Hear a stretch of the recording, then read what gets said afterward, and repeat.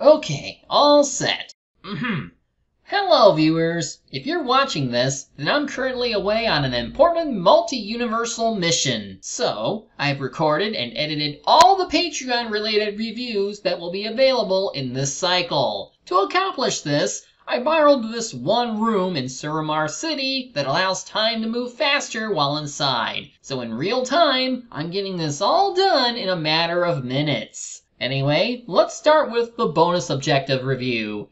The theme this time is live action / animated hybrid, in which the films use both in their storytelling, similar to Roger Rabbit and the like. And this one ended up with enough votes to declare a winner. So for this video, we have Osmosis Jones.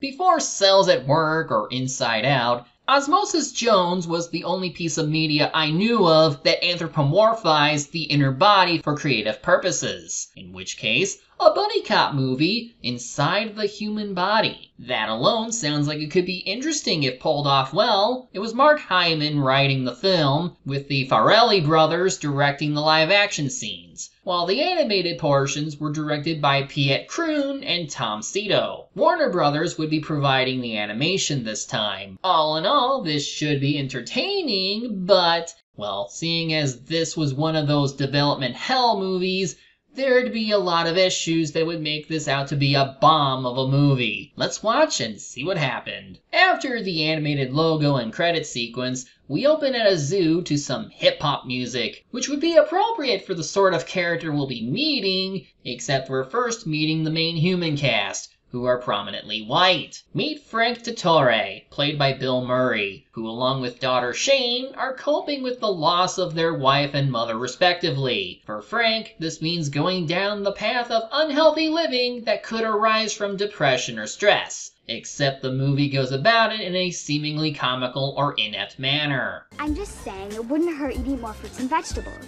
like monkeys do.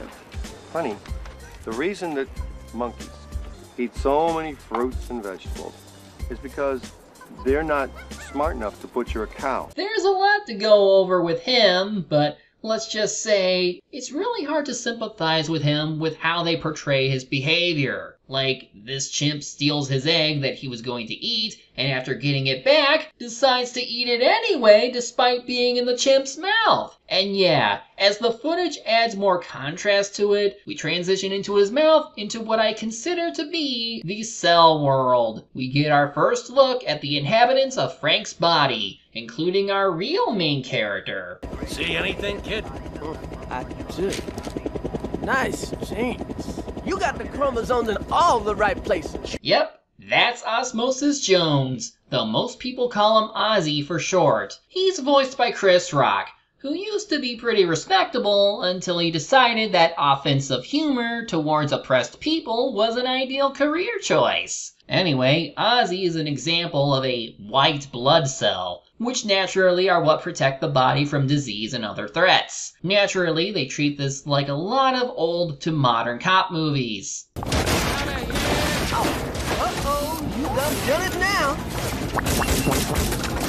Now, putting aside any gripes I have with police and how they're usually treated more positively in media when they're more corrupt in real life, I do find the buddy cop films to be rather enjoyable, since they at least have that one person who actually gives a damn for the people they should be protecting, while everyone else is at least uncaring, inept, or even corrupt like real-life police. In Ozzy's case, he's like the hip and fly kind of dude who's willing to break protocol if it means ensuring public safety. It's just a matter of whether or not he made the right call in case it leads to more trouble.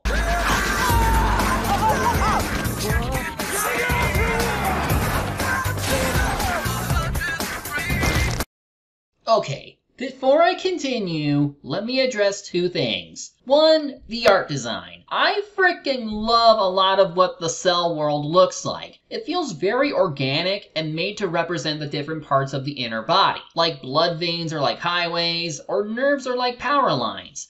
Clearly, a lot of work went into making this place believable, and I even dig some of the lingo they use. Me and my girlfriend are going down to the kidneys to see the stones. Good for you. They could pass any day now. Obviously, this isn't medically accurate, as plenty of concepts are misrepresented or glossed over. Still, this should allow for plenty of creativity given how Ozzy can alter his body enough to get around or avoid danger. However, besides some minor things I'll bring up, I have two main gripes with the movie. One is that they rely on a lot of body humor that you may associate to modern animated movies, like... Oh, come on, hey. Have some class, will ya? We got mixed company down here. Sure, some of it is justified, but it seems they over-rely on it a lot. The other main gripe I have is the human world stuff. Whether it's Bill Murray overacting his character into this overly dramatic slob who neglects himself and his kid, or the drama they have going on, it's just poorly executed. And part of that is shared with how things are managed in the cell world. For like cities, which I guess the human body is considered a megacity, there is a mayor. Meet Mayor Fleming, voiced by William Shatner, who is pretty much every morally corrupt politician you see in buddy cop movies, in which he makes decisions that mostly benefit himself over others. Seen here as he tries to convince the media that things are fine. People, you worry too much. The body is in perfect shape.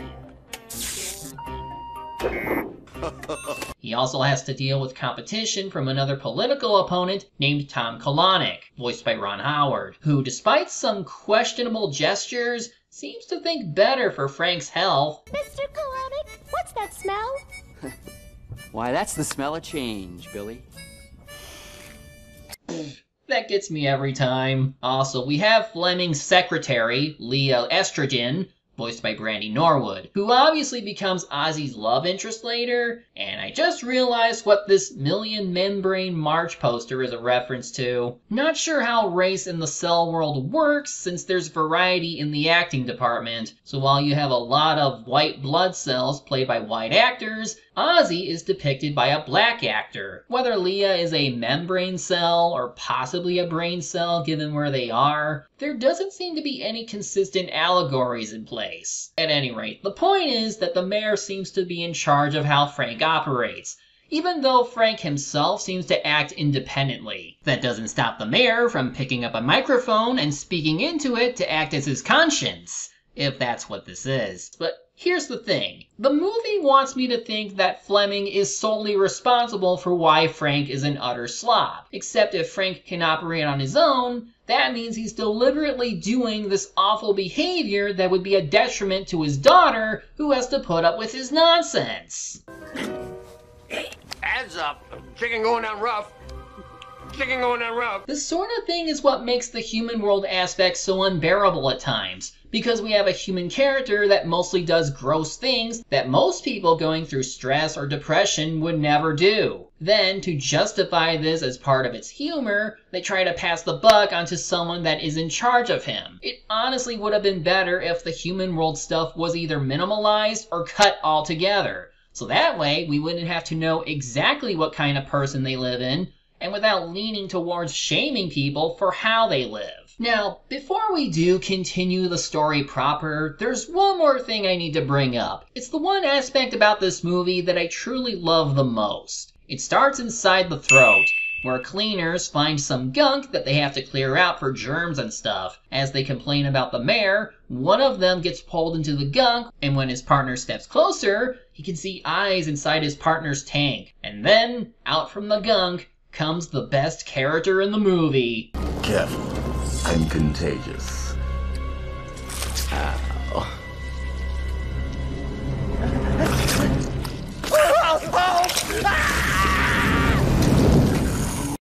Holy crap! First off, this is Thrax, and he's voiced by Lawrence Fishburne. He's a form of virus that, as you saw, is very deadly to other cells. Given his design as this cold-hearted killer with a bit of an alien vibe to him, he fits in perfectly within the cell world. His charisma and demeanor are also top-notch, and hardly ever befalls to the movie's kind of humor. Second of all, yeah, that death just now. Granted, we've seen how graphic Who Framed Roger Rabbit could be, even if the most graphic death involved a human.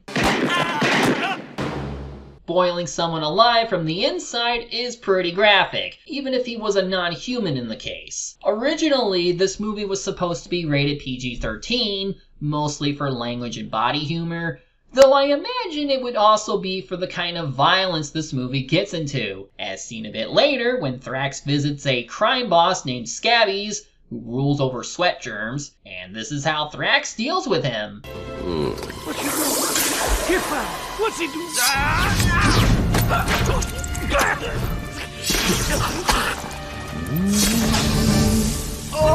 Let's just say, Thrax has a pretty high body count for a movie that ended up being toned down to fit a PG rating. This could also explain some of the tonal imbalances for what they wanted out of the story, especially since the live action stuff came much later, but most of the heavier stuff comes when Thrax is involved. We'll see what he has planned later, but first, something that happened during the initial mare scenes is that he sees Shane making a phone call for her father to see the doctor. Fleming decides to have Frank suggest he take a cold pill instead.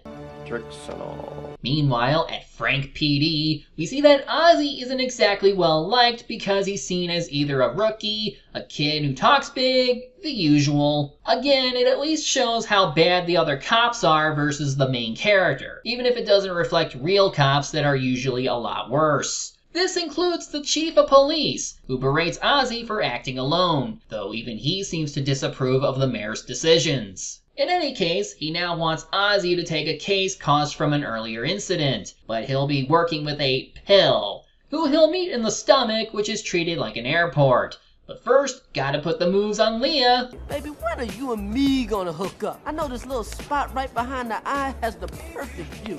Perfect for a little rendezvous. Jones, what in the world makes you think I would ever go out with you? Because he's the main character, and that's how they tend to write this kind of relationship. With that, time to meet our other main character for this movie. Special Agent Drixobenzomethamphetamine. Drixinol, the brand that eases your coughs and sneezes. Yeah, they just call him Drix for short. He's voiced by David Hyde Pierce, and based on his mannerisms, he's kind of a no-nonsense, takes things literally kind of officer.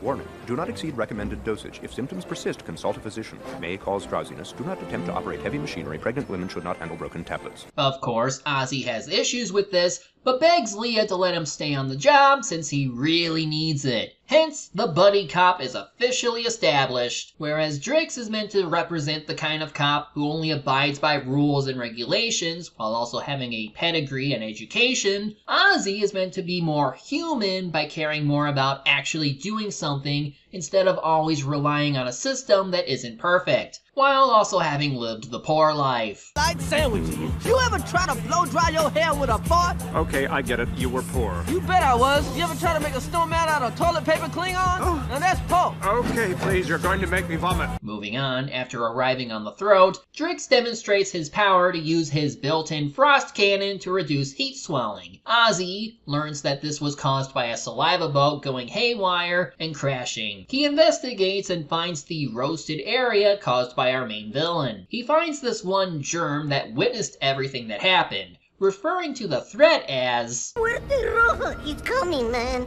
I saw him. I saw him. I saw him. La Muerte Roja. But Drix accidentally freezes him before Ozzy can learn more, which upsets him since he thinks this is a crime scene. Anyway, let's meet Frank's brother, Bob, voiced by Chris Elliott. Seems neither of them are liked by their fellow employees because I guess they're both slobs. It's implied that Frank has a history with Shane's teacher for something we'll see later, and we get further notice of Frank not wanting to do anything to improve himself, even if his daughter asks him to. Yesterday, without thinking, I did all my hiking for the week. I hiked to the liquor store, I hiked to the cigarette warehouse. But Dad, you said... I said I was going to think about it. It's a holiday weekend. The important thing is that we're together, right? Man, your life really went downhill after you left the Ghostbusters. Meanwhile, Ozzy tries to learn more about what the germ said, and learns that it translates out to the Red Death. As they head to the nose dam, Thrax starts to add to his body count again, now backed by the germs he recruited earlier. He's currently trying to cover up his upcoming plan by making it seem like these are common cold symptoms. Seeing our heroes, he has the boys mess with the valves so the dam can break open. Drix tries to freeze the cracks, while Ozzy gets his first glimpse at Thrax, and the dam ultimately breaks through, which means... Jeez, Frank, I'm standing right here. Can you use a tissue? What's that over there? Just because they could do this doesn't mean they have to fully commit to it. You could say it's a double-edged sword. Have this neat and interesting cell world, but also show the more gross aspects of it. News gets out of Drix's heroic actions, and the mayor gives a speech that's written in right-wing speak, while announcing plans for Frank to take Shane to some city for buffalo wings. Final plans have been made, and nothing is going to stand in our way. Johnny, how you doing? Congratulations, boy. I really hate you. Moving on, Ozzy tries to convince the mayor that there's a virus causing all this trouble and gets into an argument with Drix about all of it. Something ends up getting to him though, and after the mayor offers to give him a new partner, Drix decides to stay with Ozzy since he feels he should look into the alleged viral incident. It's also here where we get the obligatory backstory that explains Ozzy's record that got him the reputation he has, so that the two can get closer. Years ago, a science fair was happening and... Wow, what a great teepee. Teepee? Mrs. Delirious? Come on. Honey, I'm going to go check out the competition. Why don't you see if you can learn these people something about volcanoes? Okay, I don't know if the wife had died at this point, but if she hadn't yet, then this only makes Frank seem worse if he was always a big jerk. That, and he still does something gross by eating shellfish this one kid has for his project. Oh yeah, that's Zach's project. He's a little slow. The doctor says that he has a brain the size of a tangerine. You know what? I don't care what happens to the teacher either, because 99% of the humans in this movie suck. Anyway, Ozzy saw some nasty bacteria emerge, so he hit the emergency puke button, and Frank threw up on the teacher. This is what led to her beefing it with him, but you know, she's an ableist wench, so it's fine. Of course, because of what Ozzy did, it caused Frank to lose a different job before working for the zoo, and Ozzy got suspended for it. The only consolation to this is that it shows that Ozzy does care for the well-being of the city, but the bigwigs only care about their image and capital to where they have to punish him for doing the right thing. It's also where Drix acknowledges that what he did was right, so at least he's learning that not everything is clear-cut. Now, if only they didn't follow up with more gross-out humor. I beg your pardon, is that how you treat the handicapped in Docky? I have a chronic ingrown toe condition, and doctors say it's only a short time before I won't be able to wear even the roomiest of footwear. I hate you, Frank. He shows Shane the tickets to the Buffalo Wing event, and she is definitely not having it, and is just trying to tolerate him at this point. Even when Leah tries to sneak in a thought to get him to reconsider, it doesn't work. Also, Thrax is hiding in the ingrown toenail area with the boys. Of course. I got this city exactly where I want it. So what about the cop and the pill? Well, let's just say if they give us a problem. Fire! Bow, bow, bow, bow, bow, ow! Oh, but I can't hate you, Thrax. You can burn me up anytime. Meanwhile, Ozzy and Drix talk to this one guy, meant to represent a flu vaccine. He won't talk easily, so they play good cop, bad cop. They get the information about Thrax and how he's currently at a club called The Zit. Keep it classy, movie. It's also the first time Frank has shown any kind of sadness towards the fact his wife died. But with how vague the timeline is, it's any wonder if he's been neglectful for years and never tried improving for Shane's sake, or if it really was recent and he went downhill fast. As for our heroes, they have to infiltrate the place by disguising themselves. Ozzy alters his body to look more germ or virus-like, while also putting that frozen germ on Drix's head since he insisted on going in. It leads to a pretty fun bonding moment where Ozzy teaches Drix how to dance. Oh yeah, baby, that's it. Get down. Shake it up, baby. Don't let it off. Don't let the bottom. Shake that gel cap. Shake it. Oh, Shake mama. that gel cap. Yo. It's a big bad cell. Won't you back Your yourself mom. up? It's a fine cell. Won't you back yourself up? Okay, Ozzy tends to bounce between being likable to annoying, but I think Drix is alright. His lines and actions can be pretty funny in the right moment. After more questionable imagery that should be for a higher rating, Ozzy sneaks into a meeting where Thrax explains his plans to infiltrate the brain and steal something from the hypothalamus gland, which regulates body temperature. By doing so, the body will gradually heat up. Why do this? Yeah, I'm getting better as I go along, baby, but the problem is I never set a record. Until my man Frank, that is. I'm gonna take him down in 48 hours.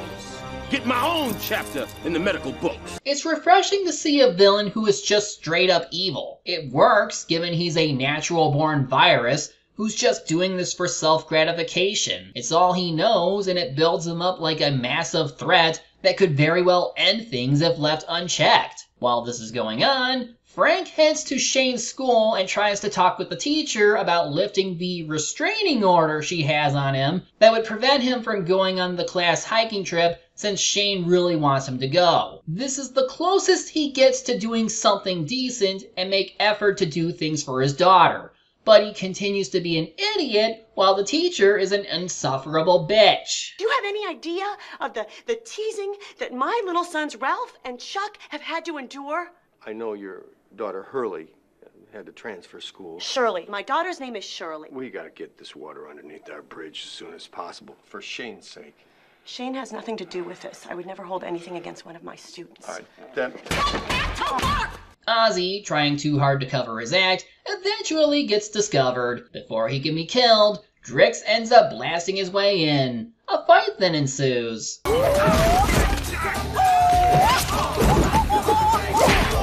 Why you hit so hard? Chris Rock, after getting slapped by Will Smith. By the way, Will Smith originally wanted to play Ozzy at one point, but his schedule wouldn't allow it. While this is happening, we keep cutting to the human world where the teacher notices the zit pulsating. Eventually, Ozzy releases one of Drix's cold grenades, which hits the entire area. I'll spare you the moment of seeing the thing explode and the pus landing in her mouth, because honestly, this is the most disgusting moment in the entire movie. Still, Ozzy thinks they stopped Thrax and they celebrate. Little do they know, Thrax is still hanging in there. Hey, who died?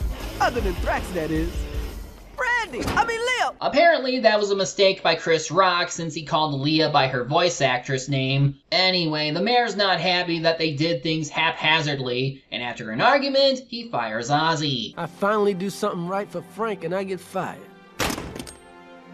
Osmosis. Drix is also relieved from duty because he was only created for temporary relief and nothing more. This causes him to feel doubt about himself. As for Thrax, he relishes in how easy this will be, since even with one white blood cell knowing his plans, no one believes him. His goons are having second thoughts since they're the only ones left, but... You incubate. I said 48 hours, I'm gonna make my deadline. Medical books aren't written about losers. And finally, Shane seems to be fed up with Frank's bullcrap and rails on him for being a jerk who only ever does things for himself and never for her. You know, Dad, maybe if you and Mom listened to me a little more, and took better care of yourselves, maybe you should still be here. Damn, this movie is the worst when it comes to health shaming. So, they were both bad with their health? Gonna elaborate their life situation better? Because either they were just very negligent toward you, or this is just some excuse to shame people for not living an ideal healthy lifestyle that they might not be able to afford. Moving on, Ozzy and Drix prepare to leave the Force, when we get some more backstory from Jones. Did you know my great-great-grandpappy fought the measles? Yep. There's been a Jones on the Force ever since my ancestors came over on the umbilical cord. Well, at least that explains why you're the only one on the Force who's coded as a non-white guy. It's a pretty downer moment, since they're both down on their luck and can't do much about it. There's a pretty funny body joke with how dreams are like movies they watch, but it's ruined by one of the posters suggesting that Frank would actually dream Bob marrying his daughter. Yuck. Of course, that's not going to stop Thrax from going through with his plans, since he's reached the brain and further adds to the body count. No! No! Looking fine today.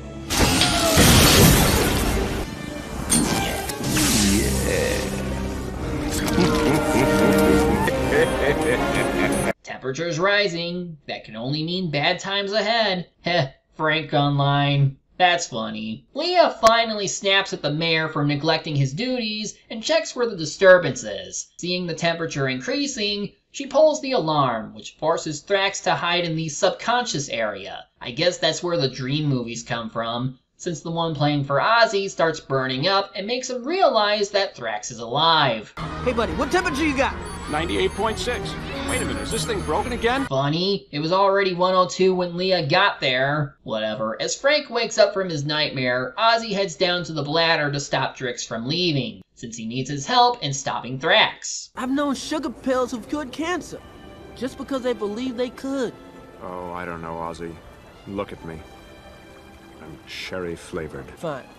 Flush your life down the toilet. But his words get to Drix, even if it was mostly fluff, and they speed off in their car. We get another Frank scene, this time adding in Bob for more stupidity. Starve a cold, drown the flu. That's it. That's my good washboard tummy guy. There you go. Of course, Leah has her one dumb moment when she literally runs into Thrax. Then again, how did none of these guys see him first? At least she's putting the safety of Frank over her when she tells them to fire at Thrax, but I guess they value her safety still. With the body temperature rising, the street starts to blow a lot of hot air. To make matters worse, Thrax hijacks this car and turns it into a much cooler looking hot rod. I smell car chase. And now, we go live to a high-speed chase in the Superior Vena Cava Expressway. Reports of a hostage are confirmed. The body count keeps rising. Thrax is a real monster, and I love him. No, don't go to Frank. Nobody likes him. That if anything ever happens to you,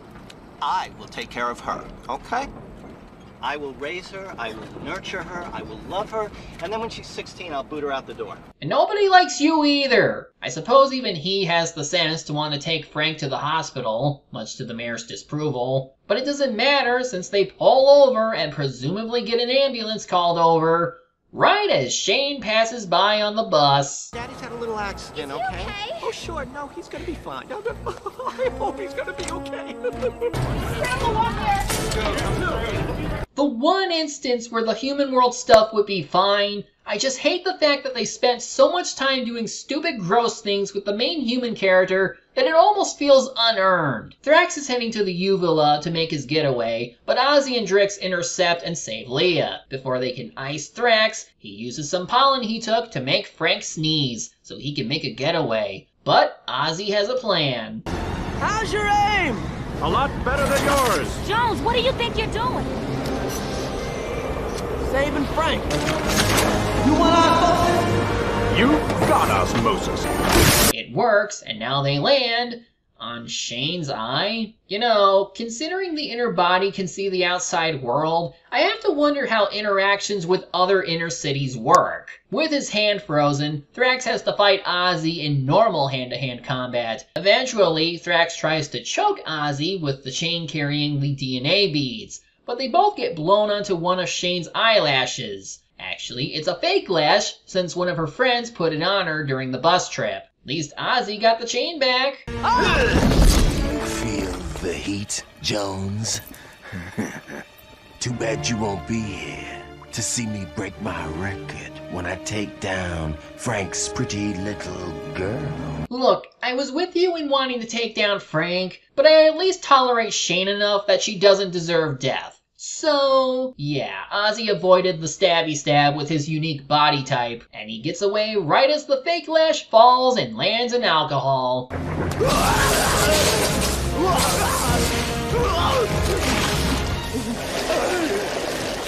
Frank inches slowly to death, and the city is pretty much in chaos. They even do a Titanic thing with the musicians, as Leah and the others fear for the worst. And finally, with temperatures exceeding 108 degrees, Frank dies. Wait, hey, Daddy! I'm so sorry. I didn't mean to say that to you. I don't blame you at all for Mom's death. I didn't mean any of it. You're the greatest dad in the whole world. I know you're just saying that because you're a kid losing another parent, but I wouldn't call him the greatest. And why am I still tearing up over this? But her tears give Ozzy an idea. Seeing one go for Frank's open mouth, he rides it back inside where his friends find him, and they're able to get the bead back to where it belongs. He's got a pulse. Mama says hi. Yeah, you still don't deserve her. News gets out of Ozzy's success and how he's being reinstated onto the force. He only accepts as long as Drix stays as his new partner. But my work visa's expired. Well, we'll go down to the hemorrhoid and get you a good lawyer. Come here, baby. I'm still jonesing for a little more osmosis.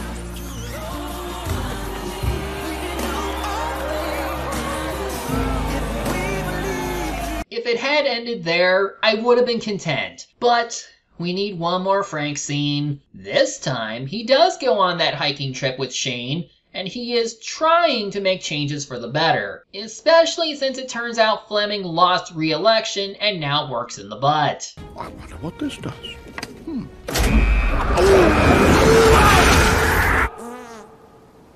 Dad. Was that you? The heck? Out with the old, in with the new. Well, that was certainly a film. If there were any true example of a film being half and half on quality, this would definitely be one of them. I still stand by what I said about the concept being a good one. A buddy cop movie inside the human body is ripe with material. Even if Ozzy can get annoying at times, I never really hated him since his actions were for the benefit of the people rather than himself most of the time. Drix is a good foil to him and even learns to become more human in the sense of having moral responsibility over just following protocol all the time. And of course, I freaking love the villain. He was the definition of cool and badass, while also being a real threat. However, what keeps me from truly seeing this as an awesome movie experience mainly stems from the human world side. I absolutely hated most of the human characters, as they either come off as neglectful, hateful, or downright gross. This grossness is often shared with some of the cell world stuff, along with some things that I can see being offensive toward people who don't live a healthy lifestyle, or insulting non-abled individuals. I will say that the art design and animation were pretty good for the time. It really made you believe you were inside a living organism occupied by other living organisms. Even if it's not scientifically accurate as they say, it's still neat to see what the creatives can come up with. It shows that the only thing that can keep something down is the execution. And really, it's mostly on how they handled the characters that get me the most. Now, the movie bombed at the box office by only making back $14 million of its $70 million budget. And yet, it somehow led to a spiritual successor in the form of a TV series that may or may not be consistent with the movie, given how they open up. But it was more successful there than with the movie and even went on for 2 seasons. It goes to show that the idea can work, just don't give it to people who mostly rely on gross-out humor to carry the story. Overall, Osmosis Jones is at least interesting, but requires a lot of tolerance towards certain issues to really stomach it down. If the human world stuff wasn't there, this would honestly be a highly enjoyable movie. But with it, it's just like having a cold. The sooner it goes away, the better. The fun's only just begun though, so check back for the next recording for the Patreon board. King of this city.